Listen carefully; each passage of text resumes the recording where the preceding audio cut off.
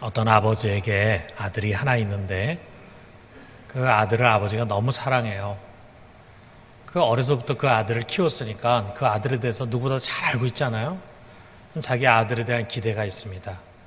그 아들이 참 성품도 좋고 또 능력도 있고, 그런데 그 아들에게 또 문제가 있어요. 언제부턴가 거짓말을 살살 합니다. 자기도 모르게 무의식적으로 거짓말을 하는 거예요. 아버지 눈에는 그게 들어옵니다. 아버지 생각합니다. 이 습관을 고치지 않으면 언젠가 이것이 이 아이 앞길에 큰 장애가 되겠다. 커서 이제 대인관계하고 사회생활하고 할 때 이것이 큰 거침돌이 되겠다 생각이 듭니다. 어떡하겠습니까? 아버지가 그 아이의 잘못을 이제 고쳐주려고 하는 거죠. 근데 우리가 습관이라는 것을 고치는 게 굉장히 어렵잖아요. 자기도 모르게 툭 거짓말이 또 튀어나오니까 그럴 때마다 야단을 치기도 하고 회초리로 때려주기도 하고 또 밥을 굶기기도 하고 또 용돈을 안 주기도 하고 이렇게 벌을 막 주어서 어떻게든지 아들이 그 습관을 좀 떨쳐냈으면 하는 마음을 갖습니다. 그러나 어린 아들은 이제 그런 일이 있을 때마다 불편한 거죠. 그리고 힘들고 막 아버지가 싫고 아버지로 도망가고 싶고 하는 생각이 막 드는 거죠. 그런 어려움이 있지만 어떻게든지 이것을 고쳐야지 된다. 그것이 아들을 미워해서가 아니라 아들을 사랑하기 때문이라 이거예요. 자, 그런 것처럼 우리 하나님 아버지도 그의 자녀들 속에 영적인 성장을 가로막는 것을 보고 있습니다. 여러분과 내 속에 영적으로 잘 이렇게 자랄 수 있음에도 불구하고 그래서 자라지 못하게 하는 장애물들이 있다 이거예요. 그걸 하나님이 알고 계세요. 그리고 하나님은 어떻게든지 그걸 좀 고쳤으면 합니다. 그것을 고쳐가는 과정이 우리에게 때로 고난과 어려움과 시련을 올 수도 있겠죠. 하나님이 우리를 미워해서가 아니고 우리에게 고난을 주기를 원해서가 아니라 고치기를 원한다 이거예요. 우리가 그런 것을 고치고 제거해야 하나님으로부터 오는 축복과 평안을 누릴 수가 있고 하나님과 보다 더 깊은 교제 가운데 나아갈 수가 있어요. 그렇기 때문에 우리 안에 오신 성령은 치유해 가기를 원하십니다. 오늘도 이 말씀을 우리가 전하고 듣는 가운데서 여러분과 내 속에 바로 그와 같은 보이지 않는 장애물들이 치유되는 귀한 은혜가 있기를 주님의 이름으로 축원합니다. 오늘 이 말씀은 남쪽에 있는 유다를 다스리는 여호사밧 왕에 대한 마지막 총평이에요.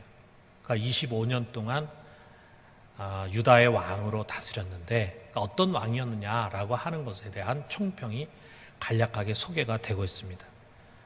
여기 보니까 그는 평생 하나님 보시기에 아주 정직한 왕, 참 훌륭한 왕이었다 이렇게 평하고 있습니다.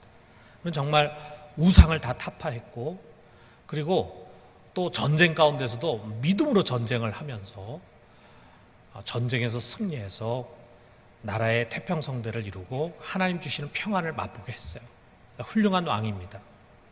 그럼에도 불구하고 그에게 부정적인 뭔가 부족했던 점이 하나 있다고 하는 것을 마지막에 소개하고 있어요. 여기 33절에 있는 말씀인데 자, 우리 같이 한번 읽어봅시다. 산당만은 철거하지 아니하였으므로 백성이 여전히 마음을 정하여 그들의 조상들의 하나님께로 돌아오지 아니하였더라. 그가 산당을 철거하지 못했다. 참 그의 수많은 좋은 업적에도 불구하고 그가 요거 해결하지 못했다. 그 결과 어땠느냐? 백성들의 신앙을 바르게 잡지 못했다 이거예요. 그런데 우리가 이제 앞에 많은 장을 17장부터 20장까지를 여호사밧 왕의 할애를 하고 있어요. 근데 그 17장의 6절에 보면은 이런 말씀이 있어요. 그가 전심으로 여호와의 길을 걸어 산당들과 아세라 목상들도 유대에서 제거했더라 그랬어요. 여기 말씀을 보면은 그가 산당을 제거했다 이렇게 분명히 얘기하고 있습니다. 그런데 마지막 총평에서는 그가 산당을 철거하지 못했다 이렇게 이야기하고 있잖아요. 자, 이게 모순돼 보입니다. 자, 이것이 우리가 어떻게 이해를 해야 될까? 이거를 우리가 한번 좀 생각해봐요. 여기서 산당이라는 것이 굉장히 중요한 소재로 나옵니다. 이스라엘은 산당이라고 하는 것이 있었는데 그 이름이 바마였습니다. 에스겔서 20장 29절에 그 이름이 나와요. 이에 내가 그들에게 이르기를 너희가 다니는 산당이 무엇이냐 하였노라. 그것을 오늘날까지 바마라 일컫느니라. 그래서 바마입니다. 근데 이 바마는 여성형이고요. 중성형은 바못입니다. 바못. 근데 이 바못이라고 하는 말을 성경에서 번역을 하는 가운데 그냥 바못으로 하지 않고 라틴어의 벌게이트 성경은 이것을 하이 플레이스, 영어로 표현하면 하이 플레이스라고 하는 말로 번역을 했어요. 그리고 지금 현대 보통 일반 성경들은 보면은 산당이라든지 또는 산꼭대기에 있는 성소 이렇게 번역을 합니다. 성서에 이 바못이라는 단어가 무려 100회 이상을 나와요. 많이 나옵니다. 그런데 도대체 이 바못이라는 것, 이 산당이라는 것이 어떤 형태를 갖추고 있었고 또 어떤 성격의 것이었냐라고 하는 것에 있어서는 학자들마다 의견이 분분해요. 명쾌하게 이야기가 안 됩니다. 근데 한 가지 분명한 것이 있는데 뭐냐면 이 산당이 이스라엘과 굉장히 밀착이 돼 있었다. 우리가 이스라엘의 역사를 쭉 보면은 이 산당이라는 말이 계속해서 나오고 있습니다. 그래서 무어라고 하는 신학자는 이렇게 얘기하고 있어요. 산당의 역사는 이스라엘의 고대 종교사이다. 산당을 빼고 이스라엘의 고대 역사를 얘기하기 어렵다 이거예요.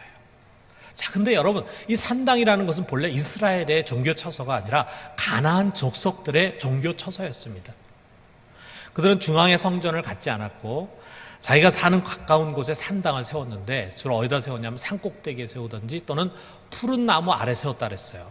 열왕기상 14장 23절에 산당을 세운 곳이 이렇게 소개가 되는데 이는 그들도 산 위에와 모든 푸른 나무 아래에 산당과 우상과 아세라상을 세웠습니다. 그랬습니다. 이스라엘이 가나안에 정착했을 초기에 아직 성전이 지어지지 않았어요. 그랬을 때 이스라엘도 그곳에 있는 가나안 족속에게 이 산당을 배웠어요. 그래가지고 그 산당에서 제사를 드렸습니다. 그래서 우리 사무엘도 산당에서 제사를 드린 내용이 나옵니다. 물론 거기에 가나안 사람들은 그들의 토속 종교의 제사를 드렸지만 이스라엘 사람들은 산당이지만 거기서 여호와께 제사를 드리는 거죠. 사무엘상 9장 19절에 보면은 사무엘이 사울에게 대답하여 이르되 내가 선견자니라 너는 내 앞서 산당으로 올라가라. 너희가 오늘 나와 함께 먹을 것이요 아침에는 내가 너를 보내되 내 마음에 있는 것을 다 네게 말하리라. 그래서 사무엘이 산당에 거하고 있었고 거기서 종교의식을 하고 있었음을 우리에게 가르쳐주고 있습니다. 우리 다윗의 아들인 솔로몬도 마찬가지입니다.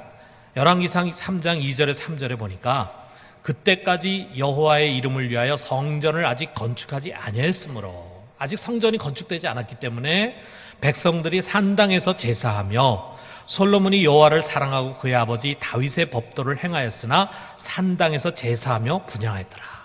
백성들도 산당에서 제사했지만 솔로몬도 하나님 사랑했지만 산당에서 제사를 했다 이거죠.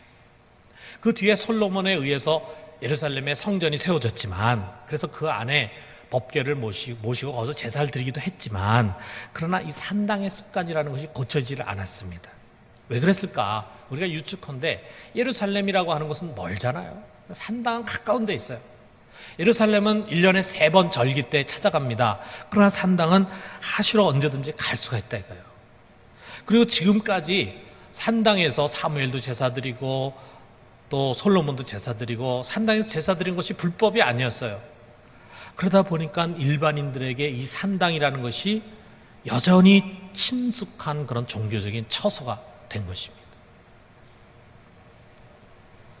그런데 문제가 있어요. 뭐냐면 이 산당이 율법에 의해서 만들어진 이스라엘의 신앙의 처소가 아닙니다. 이것은 이방 풍습에서 유래가 된 거예요. 그러다 보니까 겉모양만 그것을 본따서 배운 것이 아니라 그 안에 있는 내용까지도 영향을 받게 되더라 이거죠. 그래서 그 산당에서 처음에는 여호와를 섬겨요. 그러나 시간이 가면서 점차로 토속신앙에 영향을 받습니다. 이것으로 인해서 순수한 하나님의 신앙이 지켜지질 못해요. 그러면서 혼합 종교가 되고 마는 것입니다. 이게 무서운 거죠. 그 당시에 가나안의 토속 종교가 뭔지 우리 잘 알잖아요. 여러분 성경 읽는 사람들은 많이 익숙하게 들었을 겁니다. 바알을 섬기는 바알교였습니다. 이 종교는 풍년과 다산을 기원하는 아주 전형적인 기복신앙이에요. 그러면서도 아주 음란한 종교였습니다. 그 신전에서 섬기는 여자들은 다 이 창기와 마찬가지예요. 그것에 오는 남자들, 제사를 드리기 위해서 오는 남자들과 같이 성행위를 했어요. 심지어는 그 제전 가운데 생산을 상징하는 성행위 의식이 있었다 이거예요.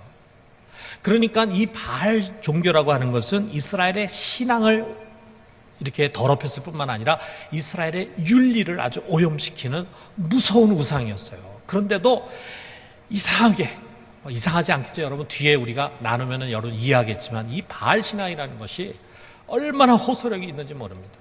얼마나 매력적이고 유혹적인지 모른다 이거예요. 그러다 보니까 여러분이 성경을 읽다 보면 이스라엘이 뭐 척하면 바알로 돌아갑니다. 뭐 척하면 또 바알 섬겨.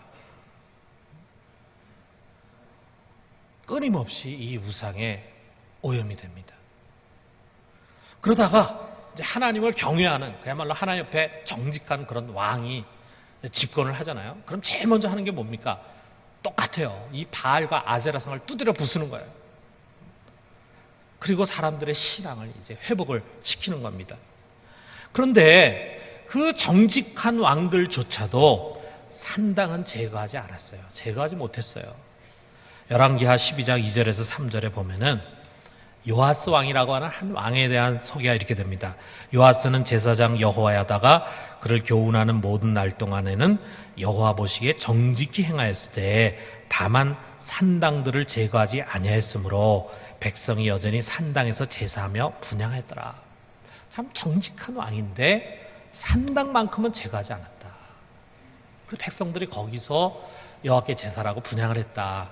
이런 표현이 요시아에게만 해당되는 것이 아니라 그 뒤에 아사왕이라든지 아마샤왕, 아샤랴왕, 요담왕 그리고 여호사밧왕 이렇게 해서 모두 6명의 왕들, 이스라엘 역사 속에서 6명의 나름대로 괜찮은 좋은 왕들에게 똑같은 표현이 반복이 됩니다. 자, 그렇다면은 우리가 아까로 돌아와서 17장에서 여호사밧이 산당을 제거했다고 분명히 얘기하고 있어요. 산당을 제거하고 아세라 목상을 다 제거했다 그랬어요. 그렇다면 그가 산당을 제거할 때 그가 제거한 산당은 뭐냐? 그것은 철저하게 바알과 아세라를 섬긴 산당입니다. 그 산당은 여호사밧이 싹 다 제거했어요.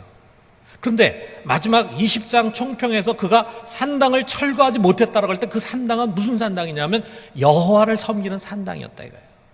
여호와를 섬기는 산당은 그대로 내버려둬서 백성들로 하여금 거기서 여호와를 섬기고 그리고 분향을 하게 했던 것입니다. 그런데 문제가 뭐냐면 그 산당 속에 배어있는 이방적인 요소를 완전히 제거할 수가 없는 거예요. 그 뿌리가 너무 깊습니다. 그러다 보니까 이 산당에는 뭔가 여호와 신앙과 아울러 이방 신앙이 공존하는 거예요. 특히 바알 신앙이 공존을 하는 거예요. 바알이라는 이름은 안 불러도 누구든지 보면 알 만큼의 그런 바알적인 요소들이 그들 속에 공존하는 거예요. 그래서 어떤 결과가 왔습니까? 33절에 아까 우리가 읽은 것처럼 백성이 여전히 마음을 정하여 그들의 조상들의 하나님께로 돌아오지 아니하였더라. 하나님 믿기는 믿는데 100% 하나님 믿지 못해요. 분명히 하나님께 제사를 드리고 있어요. 하나님께 예식을 행하고 있어요. 그런데 그들의 마음이 하나님께로 돌아오질 않는 거예요.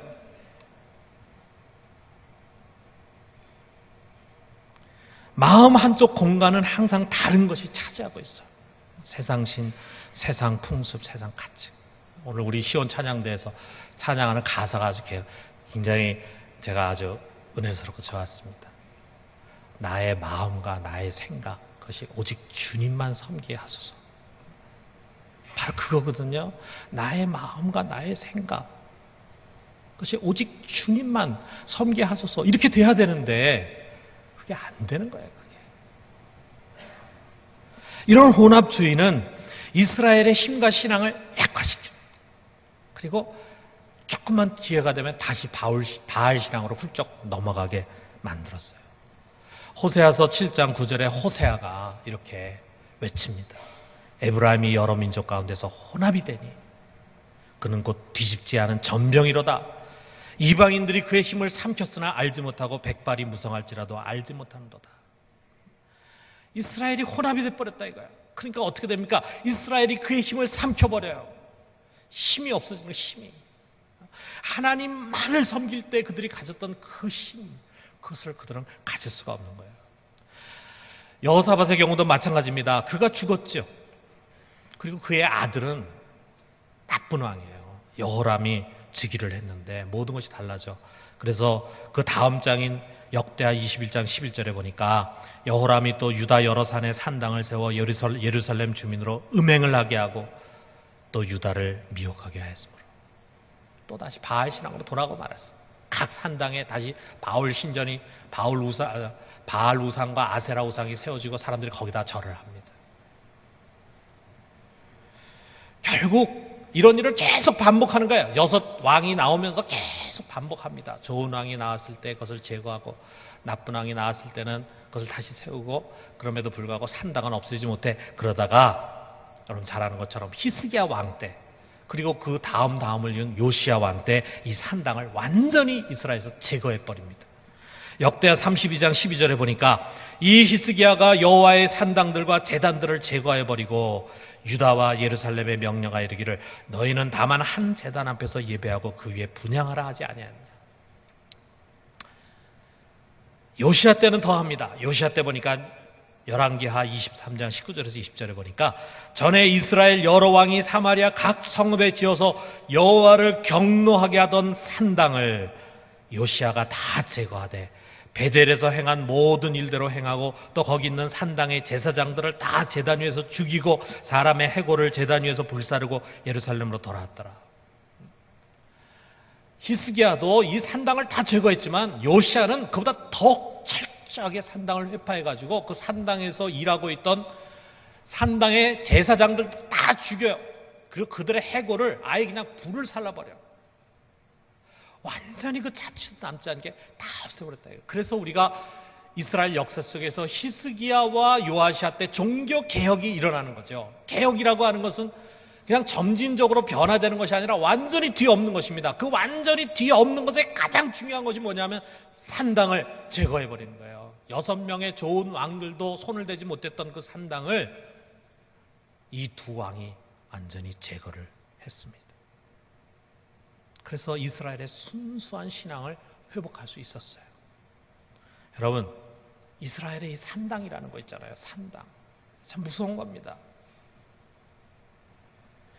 이 절묘한 혼합신앙이라고 하는 것이 우리와 무관한 것이 아니에요. 우리 속에도 회파되지 않은 산당이 자리 잡고 있습니다. 여러분 속에 그 산당이 있다는 사실을 여러분 오늘 알아야 합니다. 교회를 다니면서 뭐 절을 찾아가고 점집을 찾아가고 그런다는 말이 아니에요.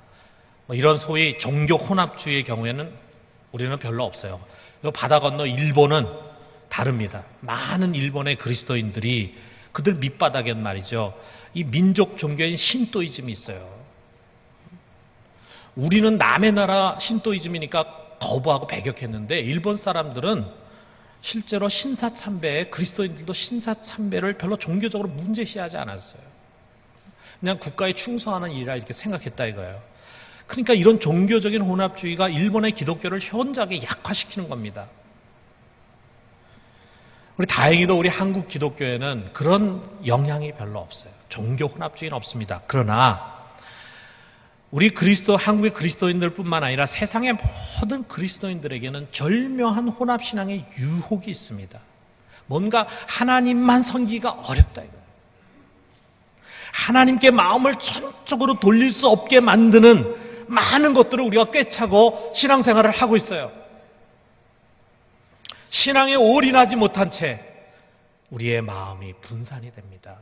그래서 우리가 그 믿음의 깊은 도에 나가지 못하고 영적으로 제대로 성장을 잘 하지를 못해요. 이 혼합신앙의 핵심이 뭐냐? 이 혼합신앙의 핵심은 놀랍게도 수천 년 전에 이스라엘을 그처럼 끊임없이 유혹하고 좌절시켰던 바알입니다. 현대판 바알. 여러분, 현대판 바알이 이스라엘을 흔들 때 못지않게 강력한 힘으로 오늘날 현대를 살아가고 있는 우리들의 마음을 사로잡습니다. 우리가 그 실체를 한번 생각해봐요. 우리가 잘 아는 유머가 있잖아요. 제가 몇 번 얘기했어요. 별명이 김잡사인 김집사 이야기입니다. 김집사가 하루는 화장실에서 일을 보고 있는데 밖에서 아들 영구가 소리 질러요. 아빠, 밖에 사람이 왔어요. 그러니까 안에서 김사 얘기합니다. 야, 네가 나가보고 거기 외판원이면 아무도 없다 그러고 요구르트 아줌마 하면은 내일 오라 그래. 좀 이따 또 소리가 들립니다. 아빠, 근데 목사님이 오신 것 같아요. 그러니까 안에서 김지사가 당황을 합니다. 야야, 너 빨리 거기에 그 담배하고 잿더리 빨리 치워. 그리고 저기 식탁 위에 놓여있는 소주병 빨리 감춰라. 그러니까 아들 영거 얘기해요. 아빠, 그러면은 안방에 있는 화투도 다 숨길까요? 그래 그래야지. 좀 이따 문을 뚝뚝 두드리면서 목사님 소리가 들립니다. 집사님, 그러면은 여기 안방에 있는 젖소 부인 테이프도 제가 치울까요? 이 유머에 다 나와요. 술, 담배, 화투, 음란물. 글쎄, 이런 집사가 있을까? 있을지도 모르겠죠. 제가 여러분 집에 CCTV를 설치한 것도 아니고 어떻게 집에서 생활하는지 잘 모르니까. 이게 다는 아니지만 이 중에 한두 개를 가지고 교회 생활을 하는 그런 사람이 있을지도 모르겠어요. 이런 술, 담배, 화투, 음란물 그 옆에 또 있는 게 있습니다. 그게 뭐냐? 성경책이라요. 성경책. 성경책이 분명히 책장 어딘가에 꽂혀 있을 거라 이거죠. 다시 말하면 이런 못된 잡기들이 교회 생활과 함께 가고 있습니다. 처음에는 갈등도 가졌겠죠. 내가 예수 믿는 사람으로, 내가 집사로, 이제 집사 임명 받았는데 내가 이런 거 계속해도 되겠는가? 그런 갈등과 죄의식도 갖다가 점점 시간이 지나면서 체념을 하고 자기 합리화를 합니다. 그리고 그런 것에 익숙해지는 거예요. 온갖 미련을 떨쳐버리지 못하는 이 김집사에게 도대체 신앙이라는 것이 무엇입니까? 매주일 예배에 참석하죠. 설교도 듣죠. 그럴 때는 교인 같죠. 찬송도 부르고 기도도 하고 교인 같죠. 그런데 집에 와서 이런 것들을 붙잡고 살아가는 모습은 영락없는 불신자입니다. 그는 예수교 신자면서 아울러서 세상 쾌락교 신자예요. 아니, 하나님을 섬기면서 동시에 말초적인 쾌락을 자극하는 음란한 바알 신교라 이거예요. 바알을 섬기는 자입니다. 그런 전형적인 산당 신앙입니다. 산당 신앙. 여러분, 우리 자신을 한번 돌아봐요. 우리들에게 이런 것이 없는지. 술이나 담배나 먹고 마시는 것에 심취하고 음란한 것과 성적인 방종에 빠져 있지 않은지, 게임이나 오락이나 이런 인생을 즐기는 것에 자신의 시간을 다 허비하고 있는 것이 아닌지, 우리가 한두 번 상황에 의해서 그런 실수를 저지를 수는 있을지 모릅니다. 그런데 그것이 지속적이 되고 그것이 습관이 되고 할 때는 문제가 달라지고 있는 거예요. 여러분, 우리 안에 못된 놈이 하나 들어와 있다 그러면은 우리가 총으로 한번 빵 쏘면은 없어지잖아요. 죽잖아요. 그런데 그 놈이 들어와가지고 우리 속에 견고한 진을 쳤다고 한번 생각해 보세요. 진지를 우리 속에 구축했어요. 그러면 총 쏴가지고는 잡을 수가 없습니다. 총으로는 안 돼요. 여러분, 우리가 한두 번 이렇게 실수를 하는 것은 쉽게 돌이킬 수 있어요. 그러나 그것을 계속 반복하고 반복해서 자기도 모르는 사이에 습관이 되고 몸에 배어있게 될 때는요, 거기서 떨쳐버린다는 것이 굉장히 어렵습니다. 쉽게 벗어나질 못해요. 그리고 거기에 또 돌아가고 또 돌아가요. 그러니까 믿음이 조금 잘만 하다가 또 다시 옛날 습관에 빠져버리고 또 다시 그 습관의 굴레에서 벗어나지 못하고 그래가지고 다시 침륜에 빠지고 그러다 보면 다시 회의에 사로잡히고, 이러한 정말 생산 없는 신앙생활을 반복하고 있지 않은지 우리 자신을 돌아보자 이거예요. 우리가 그렇게 오랫동안 신앙생활을 함에도 불구하고 왜 우리 속에 영적인 진보가 나타나질 않습니까? 어디 문제가 있습니까? 도대체 그것을 가로막고 있는 그 장애물이 뭡니까? 우리로 하여금 영성의 신앙생활을 하도록 하지 못하게 하는 그게 뭐냐 이거예요. 한두 가지의 실수가 아니잖아요. 분명히 우리의 삶 속에 보면은 우리의 신앙을 붙잡고 있는 그 어떤 신앙의 습관들이 우리 속에 있어요. 뭡니까 그게? 여러분, 우리 이런 것들을 부서뜨려야 살 수 있습니다. 이 막힌 진지를 뚫어야 돼요. 이런 것에는 총 한두 방이 아닙니다. 대포로 집중해서 포격을 해야 됩니다. 한두 번 눈물 흘리는 기도가 아니라 한두 번 은혜 받고 끝나는 것이 아니에요. 정말 지속적이고 집중적으로 매달리는 기도가 필요해요. 어떤 집회를 통해서 말씀에 깊이 빠지고 끊임없이 나를 돌아보면서 끊임없이 회개하면서 끊임없이 결단하면서 하는 그런 시간들이 우리가 있어야 돼요. 그런 시간들이 필요합니다.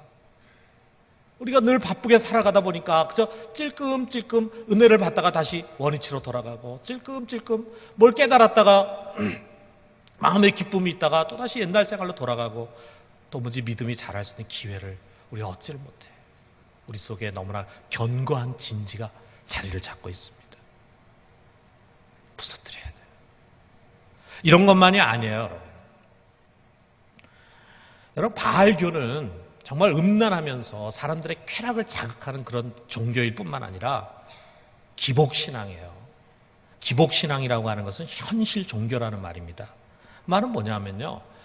거기서는 무슨 보이지 않는 세계에 대한 소망, 내세에 대한 소망 이런 게 의미가 없어요. 제일 중요한 게 뭐냐면 보이는 현실입니다. 이 현실이 중요해. 뭐 내가 천국에 가서 하나님께 면류관 받고 상 받고 이거 중요하지 않아요? 설교 들을 때는 아멘하지만 실제로 자기 삶에서는 별 영향력이 없어. 뭐가 영향력이 있느냐 하면은 이 땅에서의 성공과 부귀영화가 가장 중요해요. 예수님의 비유처럼 왕이 그렇게 극진하게 준비한 그 소중한 잔치가 중요한 게 아니고 밭이 중요하고 소가 중요하고 장가가는 게 중요하다 이거예요. 성경은 이들을 이렇게 표현하고 있습니다. 빌보 3장 19절에 보니까 우리 같이 한번 읽어봅시다. 그들의 마침은 멸망이요 그들의 신은 배요 그 영광은 그들의 부끄러움에 있고 땅의 일을 생각하는 자라. 여러분 이게 바로 바알 신앙입니다. 오늘날 유감스럽게도 교회 안에는요 이런 교인들이 차고 넘치고 있어요. 교인들의 숫자가 중요한 게 아니잖아요. 이런 교인들 차고 넘쳐봐야 그 교회는 힘이 없습니다. 정말 세상을 움직이고 변화시키고 도전할 만한 힘이 없다 이거예요. 세상의 가치관을 그대로 가지고 들어와서 그 가치관을 여기서 만족을 얻으려고 하는 사람들인데 그런 사람들이 무슨 세상을 변화시킬 수 있겠어요? 은혜의 의미를, 은혜가 뭐냐? 은혜의 의미를 예수 그리스도로 말미암은 죄사함으로 생각하지 않고 세상 성공과 부귀영화의 축복으로 바꾸고 있어요. 예수의 십자가를 믿는다고 하면서 여전히 무엇인가를 더 받으려고 하지 그분께 자신의 시간과 재물과 인생을 기꺼이 드리려고 하지 않습니다. 이게 바로 기복적인 바알 신앙이에요. 오늘날 현대교회는 기복적인 바알 신앙에 오염이 되어 있습니다. 그래서 이 하나님의 집에서 우리가 예배를 드리면서도 하나님만 섬기게 되질 않아요. 하나님만 섬기지 않습니다. 뭔가 다른 것들이 우리의 공간 속에 자리를 차지하고 있습니다. 여러분, 하나님과 바알을 같이 섬기려고 하는 사람은 영적으로 막힐 수밖에 없습니다. 그 마음을 진정으로 그분께만 드릴 수가 없어요. 내 마음과 내 생각이 오직 주님에게만 향하길 원합니다. 이게 안 된다 이거예요. 그렇기 때문에 온 땅을 두루 감찰하사 전심으로 자기를 향하는 자를 위하여 베풀고자 하는 그 하나님의 능력을 맛볼 수가 없습니다. 사랑하는 성도 여러분, 한번 우리 자신을 돌아봐요. 여러분 속에는 산당이 없습니까? 여러분 속에는 이 말씀을 들으면서 그래 이거다 생각되는 게 없습니까? 지금 내 신앙의 발목을 잡고 있는 그것, 나로 하여금 끊임없이 세상 사람으로 머물게 하는 그것은 무엇입니까?